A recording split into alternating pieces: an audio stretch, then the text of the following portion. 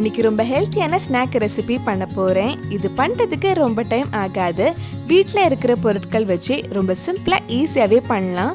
குட்டி பசங்களுக்கு செஞ்சு கொடுங்க, அவங்களுக்கு கண்டிப்பாக ரொம்ப பிடிக்கும். இந்த சுவையான ஸ்வீட் ரெசிபி எப்படி செய்கிறதுன்னு இந்த வீடியோவில் பார்க்கலாம்.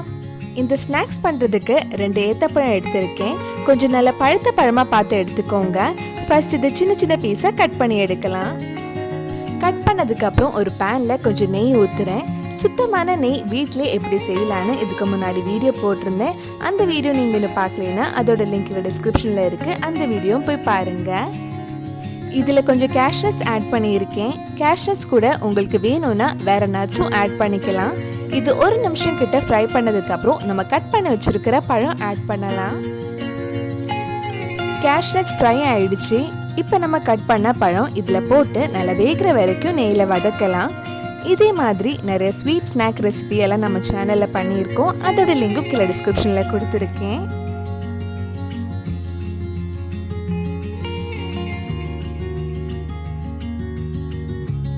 நல்ல பழுத்த பழமாக எடுத்தனால ரொம்ப டைம் ஆகாது வேகிறதுக்கு, சீக்கிரமே வெந்துடும். பழம் வெந்ததுக்கப்புறம் இந்த மாதிரி லைட்டாக மசிச்சு விட்டுக்கோங்க. இதில் இனிப்புக்காக கொஞ்சம் சுகர் ஆட் பண்ணுறேன். நீங்கள் சுகர் கண்டிப்பாக ஆட் பண்ணணும்னு இல்லை. பழம் நல்லா ஸ்வீட்டாக இருந்தால் சுகர் நீங்கள் அவாய்ட் பண்ணிக்கலாம். பசங்களுக்கு சுகர் போடாமல் கொடுத்தா இன்னும் ஹெல்த்தியாக இருக்கும். இந்த பழம் ரொம்ப ஸ்வீட்டாக இல்லாதனால நான் 2 டீஸ்பூன் கிட்ட சுகர் ஆட் பண்ணியிருக்கேன். இது ஒரு வாட்டி மிக்ஸ் பண்ணதுக்கப்புறம் இதில் 2 டேபிள் ஸ்பூன் கிட்ட துருவன தேங்காய் ஆட் பண்ணலாம்.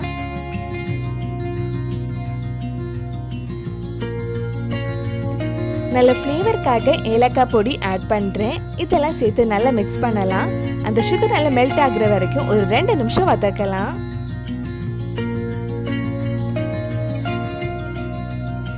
கடைசியாக 1/2 கப் பிரெட் கிரம்ஸ் ஆட் பண்ணுறேன்.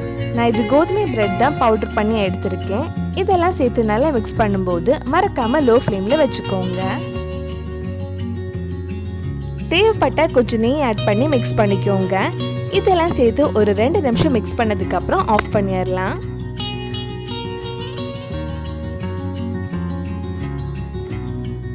இது ஆல்மோஸ்ட் ரெடி ஆயிடுச்சு. இனி இது கொஞ்சம் ஆறுனதுக்கப்புறம் நம்ம உருண்டை பிடிக்கலாம். ஆறுனதுக்கப்புறம் சப்பாத்தி மாவு மாதிரி லைட்டாக பிசைஞ்சு எடுத்துக்கோங்க.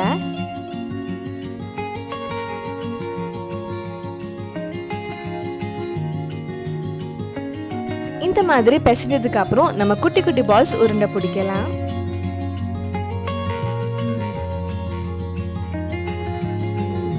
இந்த மாதிரி எல்லாம் உருண்டை பிடிச்சி வச்சுக்கோங்க. பழம் சாப்பிடாத பசங்களுக்கு இந்த மாதிரி ஸ்வீட்டா ஸ்நாக் மாதிரி செஞ்சு கொடுத்தா ரொம்ப விரும்பி சாப்பிடுவாங்க.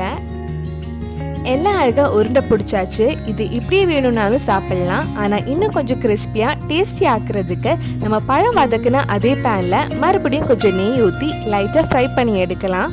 இது இன்னும் நல்லா டேஸ்டாக இருக்கும்.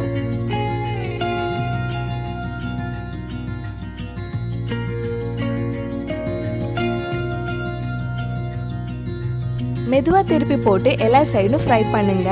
கொஞ்ச நேரத்தில் கலர் சேஞ்ச் ஆகிடும். உங்களுக்கு எவ்வளோ கிறிஸ்பியாக வேணுமோ அதுக்கேற்ற மாதிரி நீங்கள் ஃப்ரை பண்ணிக்கோங்க.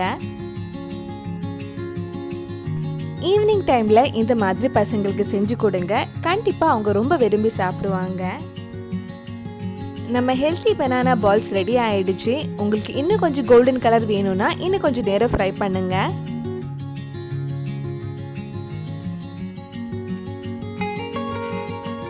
ஃப்ரை பண்ணதுக்கப்புறம் அப்படியே சாப்பிட்லாம். நான் அழகுக்காக கொஞ்சம் டெசிகேட்டட் கோகோனட்டில் கோட் பண்ணி எடுக்கிறேன். இது ஆப்ஷனல் தான். வீட்டில் இருந்தால் மட்டும் வேணும்னா நீங்கள் இந்த மாதிரி கோட் பண்ணி எடுத்துக்கோங்க. இல்லைன்னா இந்த ஸ்டெப் அவாய்ட் பண்ணிக்கலாம்.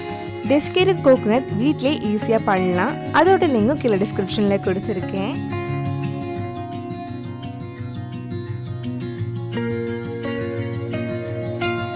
நம்ம ஹெல்த்தியான பனானா பால்ஸ் ரெடி ஆயிடுச்சு. கண்டிப்பாக நீங்களும் இந்த டேஸ்டியான ஸ்வீட் ரெசிபி உங்கள் வீட்டில் செஞ்சு பாருங்கள். பிடிச்சிருந்தா இந்த வீடியோவை லைக் பண்ணுங்கள், உங்கள் ஃப்ரெண்ட்ஸ் அண்ட் ஃபேமிலிக்கு ஷேர் பண்ணுங்கள்.